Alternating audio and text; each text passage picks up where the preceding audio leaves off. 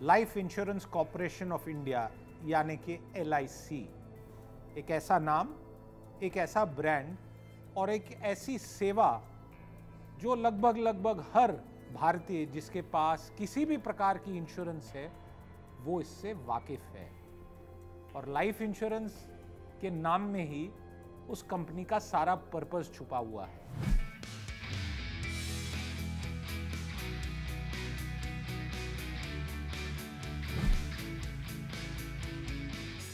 सबसे बड़ी और पहली दलील, LIC का IPO कब आएगा? अभी तक वर्तमान में जो हमारे पास जानकारी है उसके अनुसार LIC का IPO इस ही वित्तीय वर्ष जो 1 अप्रैल से 31 मार्च का भारतीय वित्तीय वर्ष कहलाता है, इसमें होगा शायद मार्च के महीने में।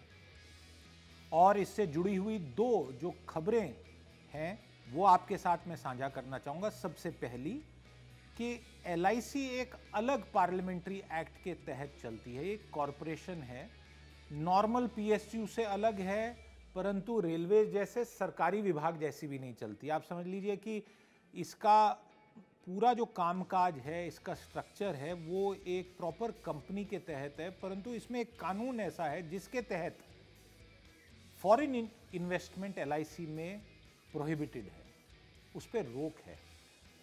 और ये मैं इसलिए आपको बताना चाह रहा हूं क्योंकि आपने कई ऐसे ब्रांड देखे होंगे जो निजी क्षेत्र की इंश्योरेंस कंपनीज हैं, जिनमें विदेशी कंपनीज जॉइंट वेंचर में आपको इंश्योरेंस के प्रोडक्ट्स देती हैं।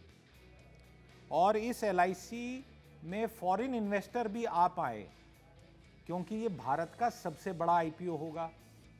और भारत ही नहीं बल्कि इस क्षेत्र में पाकिस्तान, बांग्लादेश, इनकी तो गिनती नहीं है कहीं पे।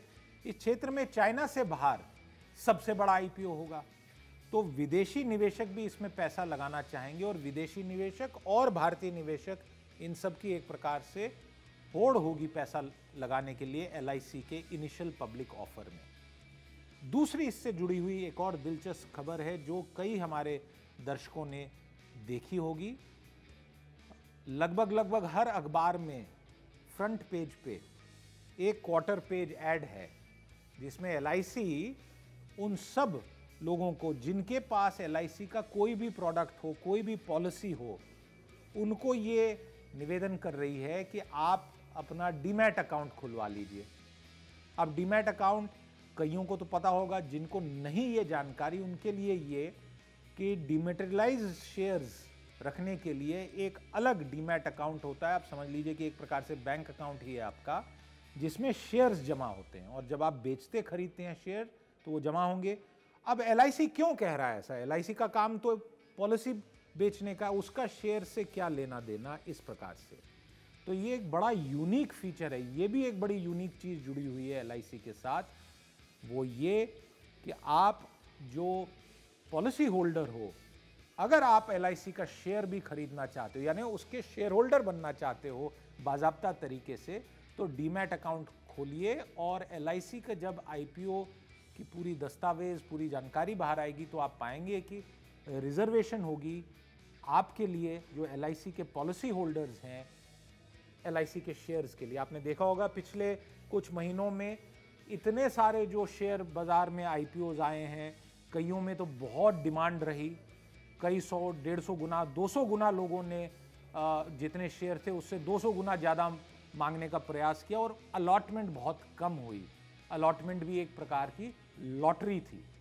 तो यहाँ पे आपकी लॉटरी में चांसेस बेटर हो जाएंगे अगर आप LIC के पॉलिसी होल्डर हो, आपने डीमैट अकाउंट, अपना शेयर बाजार का जो KYC सारा तैयार करके रखा हुआ हो, तो आपको रिजर्वेशन में ये शेयर्स मिलेंगे और संभवतः LIC का जो IPO है वो काफ़ी बड़ी वैल्यूएशन से आएगा। कितना आएगा ये कहना अभी कठिन है, परंतु LIC का जो साइज है, और ये साइज आपको एक और तरीके से समझाने का प्रयास करूंगा कि जितना पाकिस्तान का टोटल GDP नहीं है उससे ज़्यादा वैल्यूएशन LIC की है। और LIC दुनिया में कुछ ऐसी चुनी हुई पहली 10, हो सकता है पहली 5 IPO की डिटेल्स के अनुसार उन कंपनीज में आए। बहरहाल इसका कंपैरिजन भी आप दूसरे तरीके से देख सकते हैं। एप्पल जिसके फ़ोन और बाकी प्रोडक्ट बहुत पसंद होते हैं लोगों को, वो दुनिया की सबसे बड़ी कंपनी है। करीब करीब करीब $3 ट्रिलियन का मार्केट कैप है। और जो LIC का मार्केट कैप है, फिर से ये कहूँ कि शायद इस नंबर में कुछ चेंज हो सकती है जब फॉर्मली हमें पता लगेगा, बट 350 से 400 बिलियन डॉलर की कंपनी इसे कई प्रकार से देखा जा सकता है। और आखिर में कुछ साल पहले जब कोल इंडिया का IPO आया था, तो उस टाइम पे कोल इंडिया सबसे बड़ी कंपनी निकली थी भारत में IPO की दृष्टि से। आज फिर से एक सरकारी क्षेत्र के कॉरपोरेशन से वही एक अवसर आने वाला है अगले कुछ सप्ताहों में। और जैसे जैसे हमें जानकारी मिलेगी LIC के IPO पे और एक ये जो मौका मिल रहा है शेयर होल्डर बनने का एक प्रकार से, तो हम आपको वो जानकारी देते रहेंगे।